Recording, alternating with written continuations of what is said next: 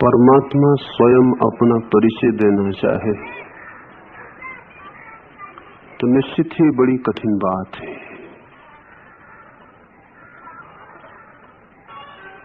आदमी भी अपना परिचय देना चाहे तो कठिन हो जाती है बात, और परमात्मा अपना देना चाहे तो और भी कठिन हो जाती है। एक तो इसलिए कठिन हो जाती है कि परमात्मा भी अपना स्वयं परिचय दे तो सदा ही अधूरा होगा, पूरा नहीं हो सकता। अस्तित्व इतना विराट है और शब्द इतने छोटे पड़ जाते। परमात्मा भी कहना चाहे तो कह के पाएगा कि जो कहना था वो नहीं कहा जा सका है, कहना चाहा था वो छूट गया है, और जो कहा गया है वो बहुत दूर की खबर लाता है। कृष्ण को भी वैसी ही कठिनाई है, और जब भी किसी व्यक्ति के भीतर से परमात्मा ने स्वयं को अभिव्यक्त किया है तब सदा ही ऐसी ही कठिनाई हुई है। कृष्ण की पीड़ा हम समझ सकते हैं। वे जो उदाहरण ले रहे हैं,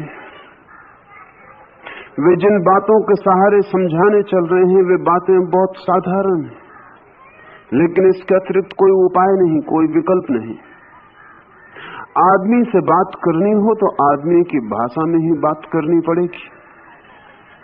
इशारे करते हैं, इशारों से ज्यादा नहीं है ये बात, और जो आदमी इशारे को पकड़ लेगा वो भटक जाएगा। और हम सबकी आदत इशारों को पकड़ने की है। हम मील के पत्थरों को छाती से लगा के बैठ जाते हैं ये सोच के कि ये मंजिल हुई,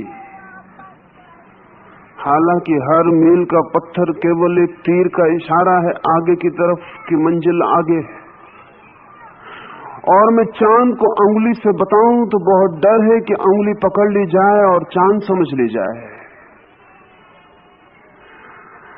यद्यपि अंगुली चांद नहीं है, लेकिन अंगुली चांद की तरफ इशारा कर सकती है, लेकिन ये इशारा उसी की समझ में आएगा जो अंगुली को छोड़ दे और भूल जाए और चांद की तरफ देखे।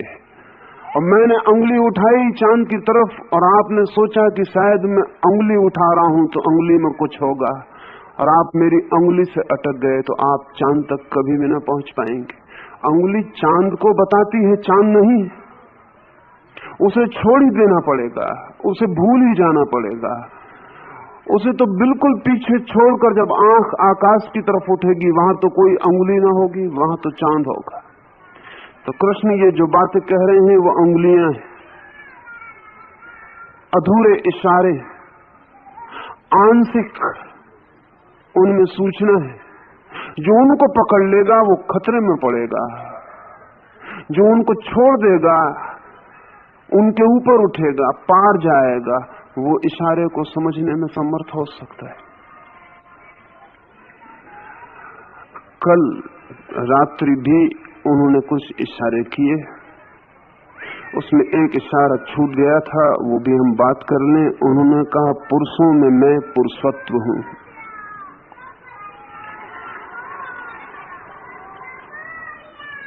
पुरुषों में पुरुषत्व, पुरुष नहीं।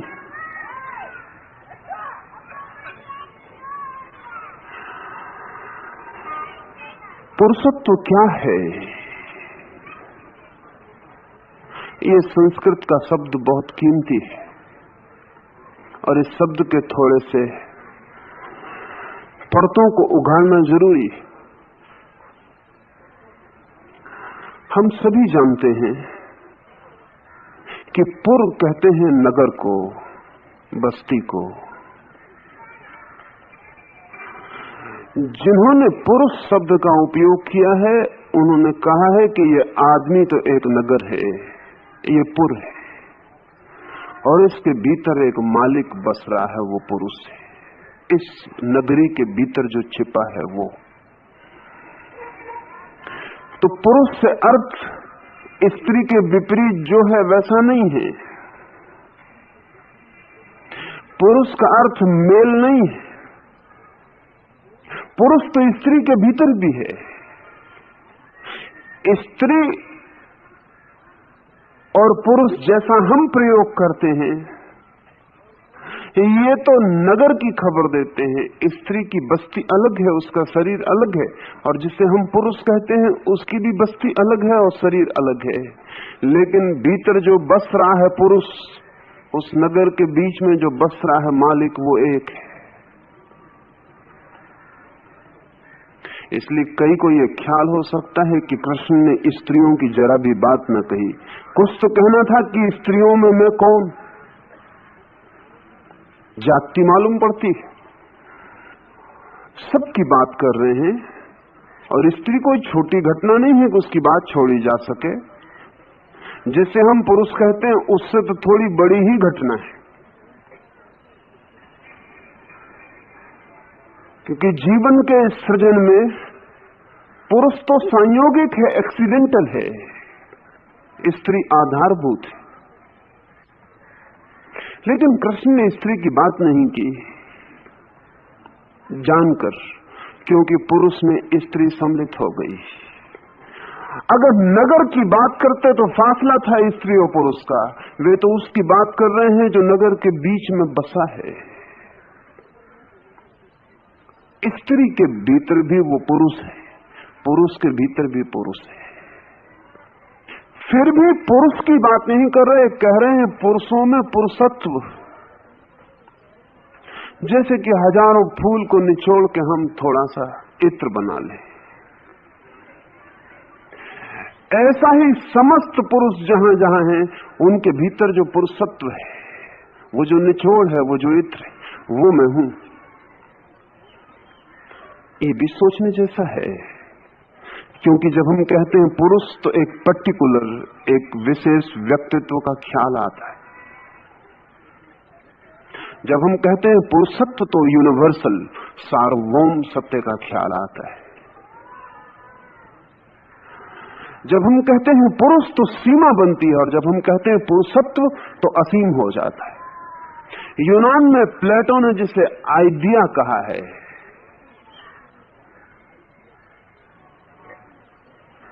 प्रत्यय कहा है। पुरुषत्व एक प्रत्यय है, एक आइडिया है। जब हम कहते हैं प्रेमी तो एक सीमा बन जाती है, लेकिन जब हम कहते हैं प्रेम तो सब सीमाएं टूट जाती हैं, तब असीम हो जाता है सब। जब हम कहते हैं पुरुष तो एक रेखा खिंच जाती है चारों ओर। जब हम कहते हैं पुरुषत्व तो विराट आकाश की तरह सब विस्तीर्ण हो जाता है। पुरुषत्व की कोई सीमा नहीं।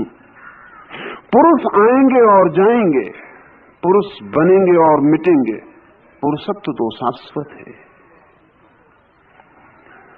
शक्लें बदलेंगी, घर बदलेंगे, नगर बसेंगे और उजड़ेंगे। आज आपका एक नाम है, पिछले जन्म में दूसरा था, अगले जन्म में और तीसरा होगा। कितने कितने पुरुष होने का आपको ख्याल पैदा होगा कि मैं ये हूं, मैं ये हूं, मैं ये हूं, लेकिन भीतर वो जो निर्गुण, वो जो भीतर निराकार है, वो एक है। इसलिए भी कहा पुरुषत्व। जब हम लहरों की बात करते हैं तो अक्सर डर होता है कि सागर कहीं भूल ना जाए। कृष्ण ये कह रहे हैं कि लहरों में मैं सागर। लहर भला दिखाई पड़ती हो, लेकिन सिर्फ दिखाई पड़ती है, अपीयरेंस है, सिर्फ एक आभास है। सत्य तो सागर है जो नीचे है। बड़ी मजे की बात है, सागर के किनारे जाएं तो लहरें ही दिखाई पड़ती हैं, सागर कभी दिखाई नहीं पड़ता। अक्सर आप कहते हैं कि मैं सागर के दर्शन करके आ रहा हूं, लेकिन गलत कहते हैं। कहना चाहिए लहरों के दर्शन करके आ रहा हूं। सागर तो दिखाई नहीं पड़ता, दिखाई तो लहरें पड़ती हैं। फिर भी आप कहते हैं कि सागर का दर्शन करके आ रहा हूं, इसी ख्याल से कि लहर की क्या गिनती करनी। लहर तो आप देख भी नहीं पाए और मिट गई होगी और दूसरी बन गई।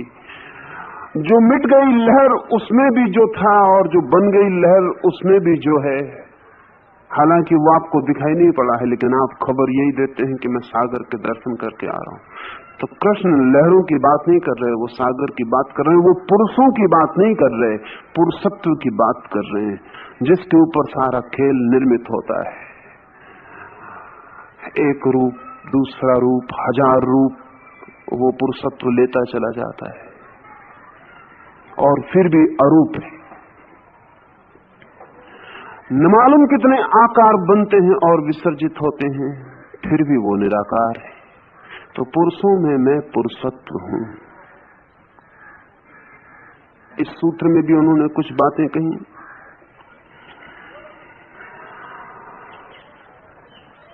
और कुछ कीमती बातें कही। कहा है, वासना से रहित,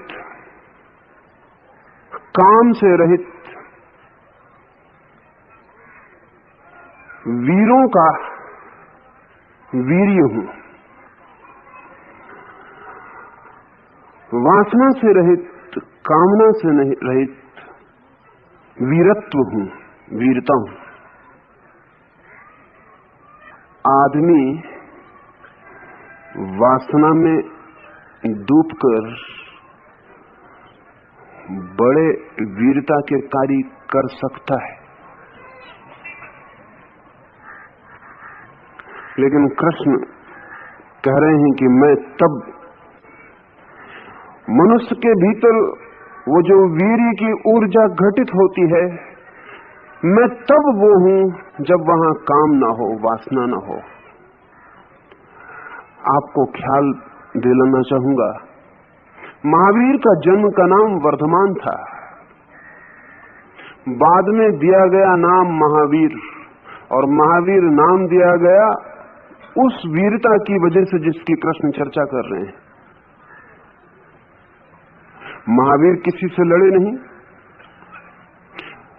लड़ने की बात दूर, पांव फूंक कर रखा कि कोई चींटी न दब जाए, किसी से कोई स्पर्धा न की, किसी से कोई प्रतियोगिता न की। कैसी वीरता है उनकी।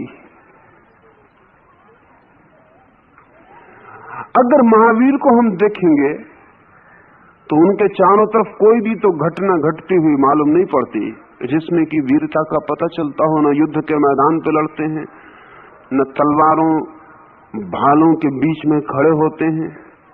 कैसे वीर होंगे। लेकिन इस मुल्क ने उनको महावीर कहा, इस मुल्क ने इस सूत्र की वजह से महावीर कहा। वासना बिल्कुल नहीं है, फिर एक वीर्य का नव उदय हुआ है। उस वीर्य को हम थोड़ा पहचाने कि वो कैसा है। महावीर साधना में लगे, कठोर तपश्चर्या में डूबे, भूल गए जगत को, याद रखा अपने को ही। नग्न खड़े होते थे गांव के बाहर, लोग सताने लगे। एक दिन सुबह ऐसी घटना हुई, एक ग्वाले ने आके अपनी गायों को वहां चराने के लिए छोड़ा, फिर उसे कुछ काम आ गया तो उसने खड़े हुए महावीर से कहा कि सुनो, जरा मेरी गायों को देखते रहना, मैं अभी लौट कर आता हूं। जल्दी में था, उसने ये भी फिक्र न की कि ये नग्न खड़ा हुआ साधु कुछ बोला नहीं, या सोचा होगा कि मौन सम्मति का लक्षण है, चला गया। दोपहर जब वापस लौटा तो महावीर तो अपने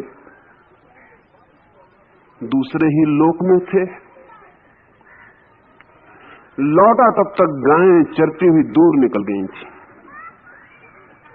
महावीर से बहुत पूछा, वो कुछ न बोले, आंख बंद किए खड़े थे, खड़े रहे। सोचा कि या तो यह आदमी पागल है या चालाक है। गायें या तो चोरी चली गई, इस आदमी का हाथ है कुछ, और या फिर यह आदमी पागल है या गूंगा है या बहरा है। वो गायों को ढूंढने गया, जंगल भर में घूम आया, लेकिन गायें न मिली। और जब सांझ महावीर के पास से निकलता था, गायें चर के लौट आई थी और महावीर के पास वापस बैठी थी। तब तो पक्का शक हो गया। सोचा कि आदमी बेईमान है, मुझे धोखा दिया, गायों को छिपाया रहा, अब रात में लेके निकल जाएगा। उसने महावीर को गालियां दी, मारा, कान में लकड़ियों की खूंटियां ठोंकती, क्योंकि ये देख के कि तू समझ रहा है कि तू बहरा है, सुनता नहीं, तो हम तेरे बहरेपन को पूरा किए देते। कान में उसने खूंटियां ठोंकती। खून लहू लुहान महावीर के कान से खून बहने लगा। वो खूंटियां ठोकते अपनी गायों को लेके चला गया। मीठी कथा है कि देवता पीड़ित और परेशान हुए और इंद्र ने आके महावीर से कहा कि क्षमा करें, हमें आज्ञा दें ताकि हम आपकी रक्षा कर सकें।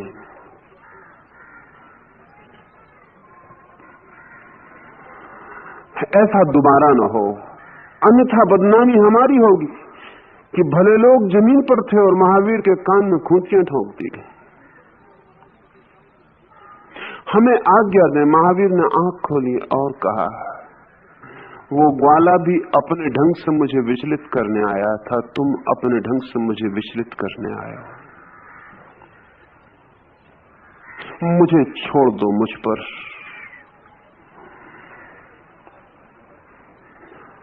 जो भी होना है मुझ अकेले पर होने दो। जन्मों जन्मों बहुत तरह के साथ मैंने लिए, सब साथ व्यर्थ गए, अब मैं अकेला हूं। जन्मों जन्मों न मालूम कितने कंधों पे हाथ रखे और सोचा कि वो साथी बनेंगे, कोई साथी कभी बना नहीं, अब मैं अकेला हूं। अब ये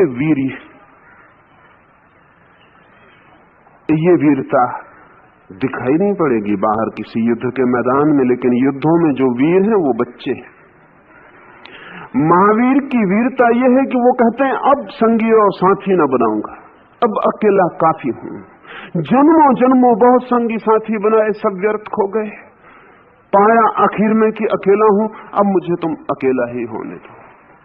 और एक तरह से वो विचलित करने आया था, तुम दूसरी तरह से विचलित करने आए हो। इंद्र ने कहा, आप हमें गलत ना समझें, हम आपको विचलित करने नहीं, सिर्फ रक्षा करने आए। महावीर ने कहा कि जिनने भी मेरे लिए सदा वचन दिए रक्षा करने के, और जिन्होंने कहा हम रक्षा करेंगे, वो ही थोड़े दिन में मेरे कारागृह बन गए। जिनने भी कहा था कि हम रक्षा करेंगे, जिनने भी कहा था हम साथ देंगे, संगी बनेंगे, दुख से बचाएंगे, आखिर में मैंने पाया कि वही मेरे दुख के कारण बने और वही मेरे कारागृह की दीवारें बने। अब नहीं, अब मैं अकेला काफी हूं। अब सुख हो कि दुख, मैं अकेला काफी हूं। तुम मुझे मुझ पर छोड़ दो। महावीर ने कहा है, एक ही वीरता है इस पृथ्वी पर अकेले होने का साहस, the courage to be alone.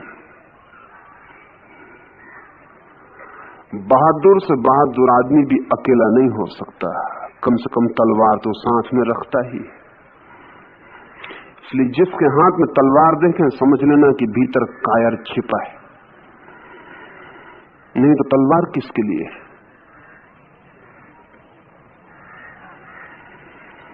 Mahavir नग्न खड़े, हाथ में एक लकड़ी का टुकड़ा भी नहीं।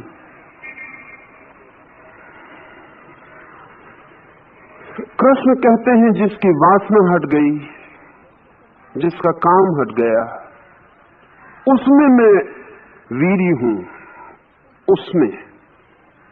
उसमें मैं बल, उसका मैं बल हूं। इसमें एक बात और समझ लेनी जैसी है, जहां भी काम वासना है वहां वीर होना उसी तरह आसान है जैसे किसी आदमी को शराब पिला दी जाए और लड़ने को भेज दिया जाए। नशे में बहादुर हो जाना आसान है, क्योंकि नशे में आदमी मूर्छित होता। इसलिए हाथियों को जब युद्ध पर भेजते हैं तो शराब पिला के भेजते हैं, क्योंकि मरने का ख्याल ही नहीं रह जाता, होश ही नहीं रह जाता। काम वासना भी एक जहर है, एक इंटॉक्सिकेंट।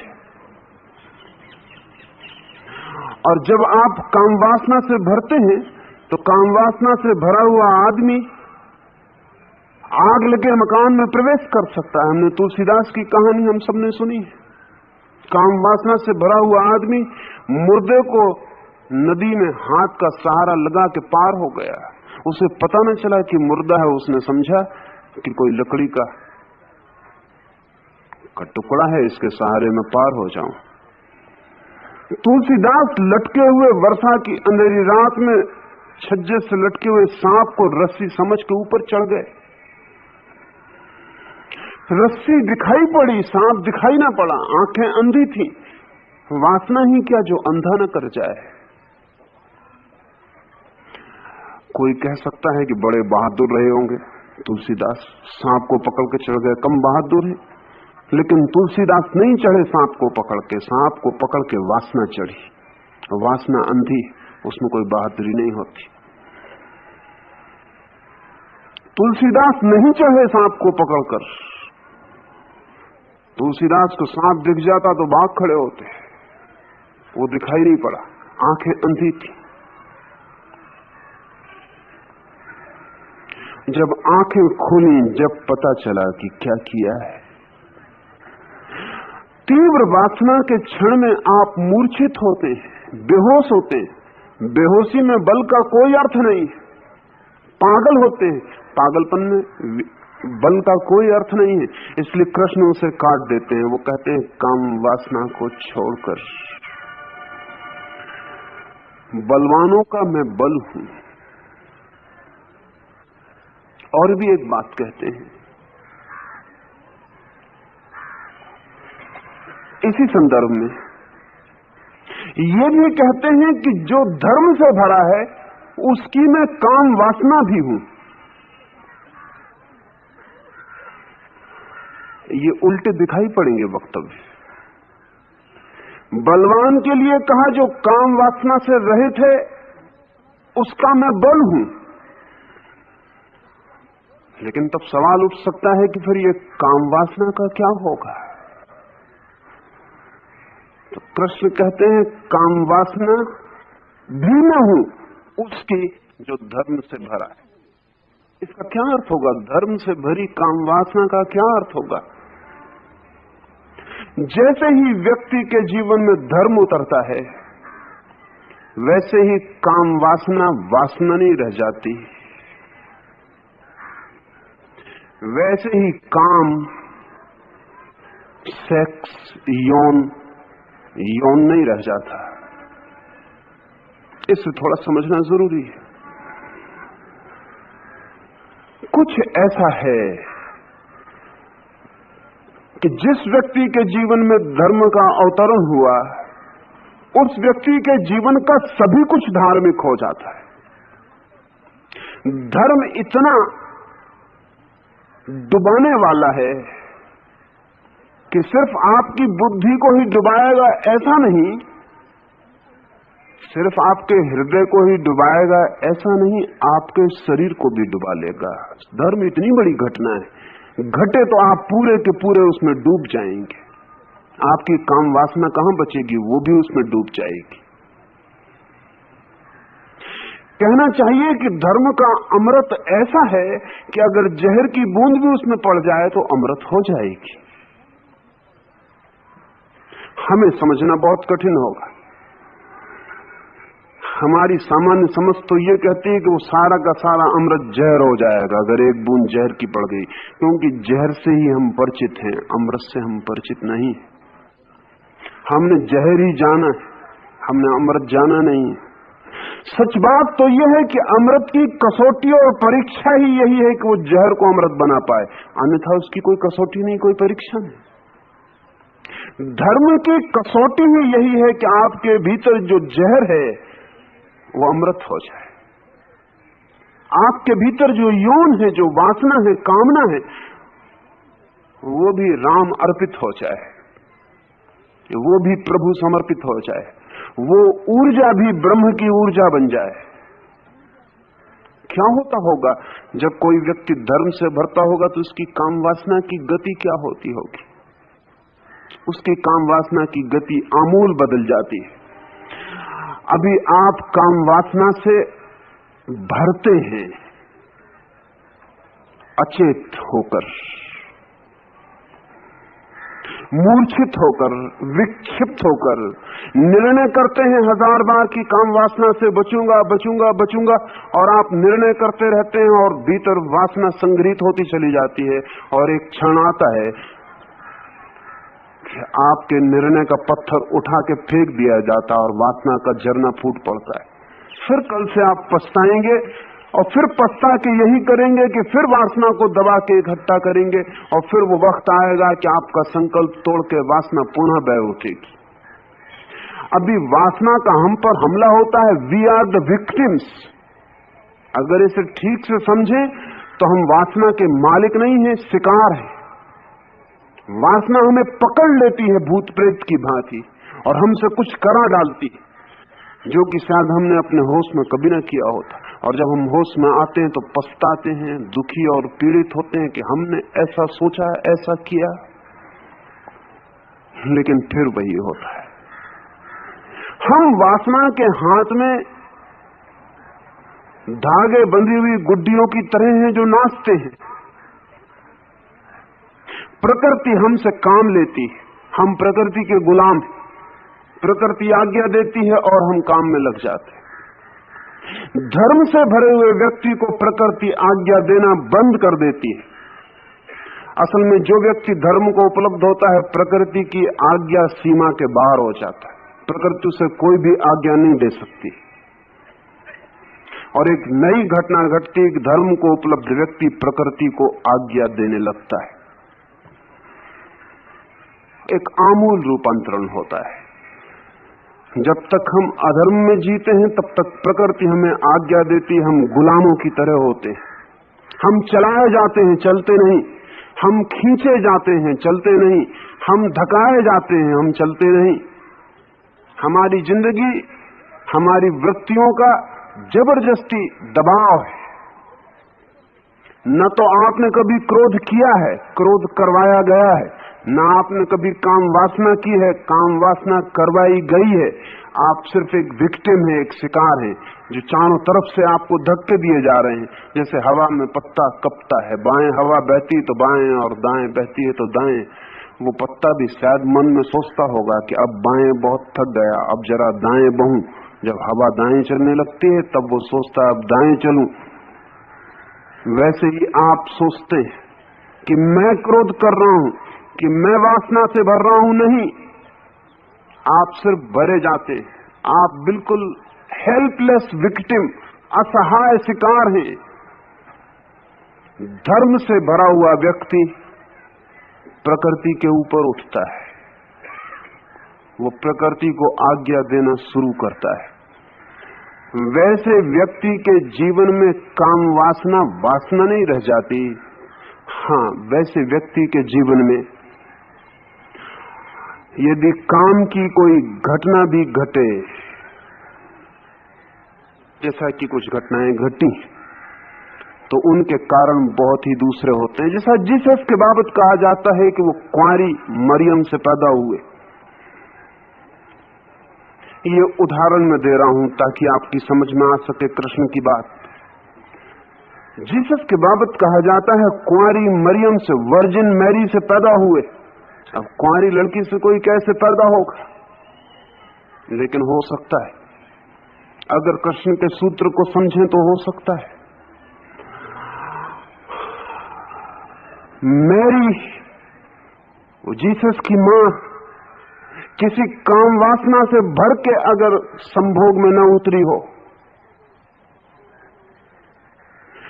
वरन जीसस की आत्मा को जन्म देने के लिए ही अपने शरीर की प्रकृति को उसने आज्ञा दी हो, तो वो कुंवारी है।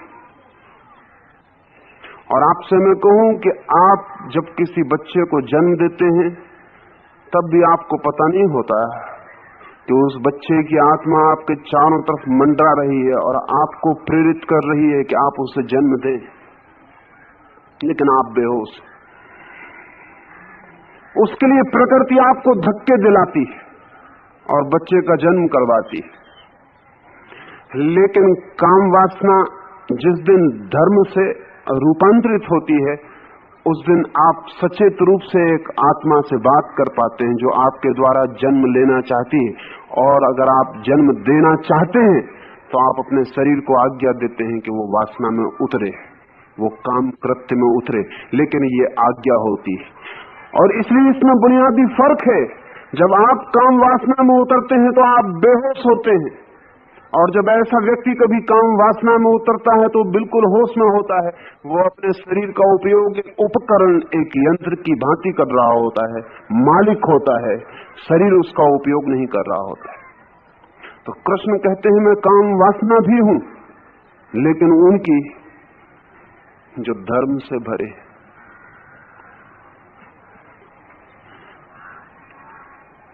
जीवन में बहुत से सत्य खोज लिए थे जो धीरे धीरे बार बार खो जाते हैं।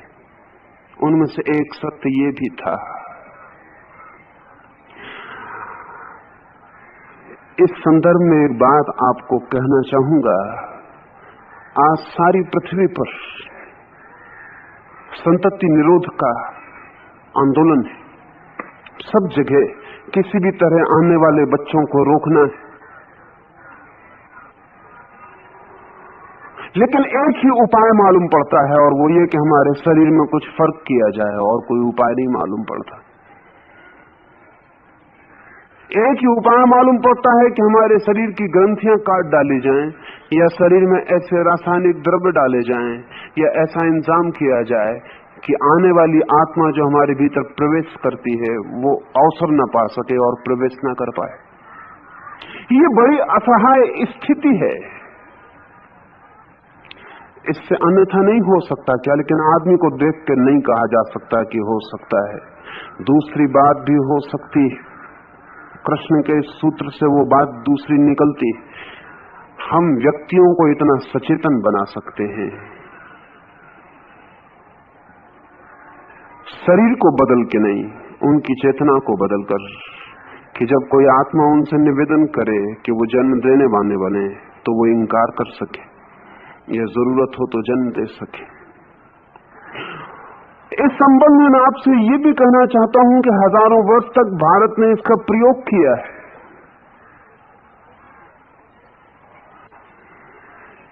इस बात के सैकड़ों प्रमाण हैं। इस बात का प्रयोग किया गया है। इस प्रयोग की पूरी साइंस विकसित की गई थी। जैसे कि आपने अगर महावीर या बुद्ध का जीवन पढ़ा हो, तो इस मुल्क में एक पूरा का पूरा ड्रीम एनालिसिस, एक स्वप्न विज्ञान निर्मित किया था। फ्रायड ने तो अभी स्वप्न के लक्षणों को समझना शुरू किया। वो भी समझ अभी बहुत बालपन की, वो भी बहुत गहरी नहीं। लेकिन जैन परंपरा कहती है कि जब तीर्थंकर किसी मां के गर्भ में प्रवेश करता है तो इस तरह के स्वप्न इस समय पर उस मां को आने शुरू होते। वो इस बात की खबर है कि तीर्थंकर की कोटि की आत्मा उस मां के गर्भ में प्रवेश करना चाहती है। वो स्वप्न सूचनाएं उन स्वप्नों से खबर मिलती है कि कोई एक विराट आत्मा मां के भीतर प्रवेश करना। वो स्वप्न जो है सिंबॉलिक मैसेजेस है। और ये बड़े मजे की बात है कि जैनों के 24 तीर्थंकर बहुत लंबे फासले पर हुए, अंदाजन कम से कम 10,000 साल का फासला, कम से कम, इससे ज्यादा हो सकता है। लेकिन उनकी माताओं को आने वाले स्वप्नों का क्रम एक। वो स्वप्न सूचक हैं। वो इस बात की खबर दे रहे हैं कि इनकार मत कर देना, क्योंकि जो व्यक्ति पैदा होने वाला है वो तुम्हें सिर्फ मार्ग बना रहा है, लेकिन इस जगत के लिए बहुत काम का है। उसको इनकार मत कर देना। वो कोई साधारण आत्मा नहीं जो तुमसे आ रही है। और बुद्ध के मामले में तो ये भी जाहिर था कि बुद्ध जिससे भी जन्म लेंगे वो मां जन्म दे के तत्काल मर जाएगी, जी ना सकेगी। क्योंकि बुद्ध जैसे व्यक्तित्व को जन्म देना, हम जानते हैं साधारण बच्चे को देने में कितनी प्रसव पीड़ा होती है। साधारण बच्चे को जन्म देने में कितनी प्रसव पीड़ा होती है, लेकिन शरीर को ही पीड़ा होती है। बुद्ध जैसे व्यक्ति को जन्म देने में आत्मा तक प्रसव पीड़ा का प्रवेश होता है। वो कोई छोटी घटना नहीं है। एक बहुत महान घटना, एक विराट घटना घट रही है शरीर के भीतर। तो ये जाहिर सी बात कि बुद्ध की मां जन्म देने के बाद बचेगी नहीं। फिर भी बुद्ध की मां राजी थी, क्योंकि बुद्ध जैसा व्यक्ति पैदा होता है ये सौभाग्य छोड़ने जैसा नहीं है। और कहा जाता है कि देवताओं ने बुद्ध की मां को न मालूम कितनी कितनी तरह से राजी किया और कहा कि इनकार मत कर देना, क्योंकि जो व्यक्ति आ रहा है वो करोड़ों के जीवन को प्रकाशमान कर देगा, उसके लिए इतना कष्ट झेलने की तैयारी रखना। बुद्ध ने घोषणा की है कि 2000 साल बाद मैं पुनः एक नए रूप में मैत्रेय के रूप में पृथ्वी पर उतरूंगा। 2000 साल पूरे हो गए, लेकिन मैत्रेय को ठीक गर्भ नहीं मिल पा रहा है, इसलिए एक अड़चन खड़ी हो गई है। इसलिए जो लोग जीवन की गहराइयों से संबंधित हैं, उनकी इस वक्त सबसे बड़ी बेचैनी यही है कि कोई मां मैत्रेय को ग्रहण करने के लिए तैयार हो जाए, लेकिन कोई मां पृथ्वी पर दिखाई नहीं पड़ती है। बुद्ध का वचन खाली न जाए, इसलिए और तरह के प्रयोग भी किए गए, वो भी असफल हो गए। कोई गर्भ देने वाली मां नहीं मिलती है, तो कोशिश ये की गई कि किसी व्यक्ति के शरीर में, जीवित व्यक्ति के शरीर में ही बुद्ध की आत्मा को प्रवेश करा दिया जाए और एक ही शरीर से दोनों आत्माएं काम कर लें। ये आत्मा जो मौजूद है सिकुड़ जाए और उस आत्मा को जगह दे दे। वो प्रयोग भी सफल नहीं हो सके। कृष्ण मूर्ति के साथ भी वही प्रयोग किया गया था, वो सफल नहीं हो सका।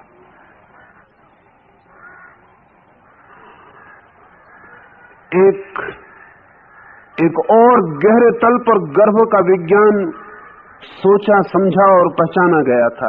कृष्ण उसी की बात कर रहे हैं। वो कह रहे हैं कि जिस दिन धर्म से भरा हुआ होता है चित्त, उस दिन काम की वासना भी मैं ही हूं।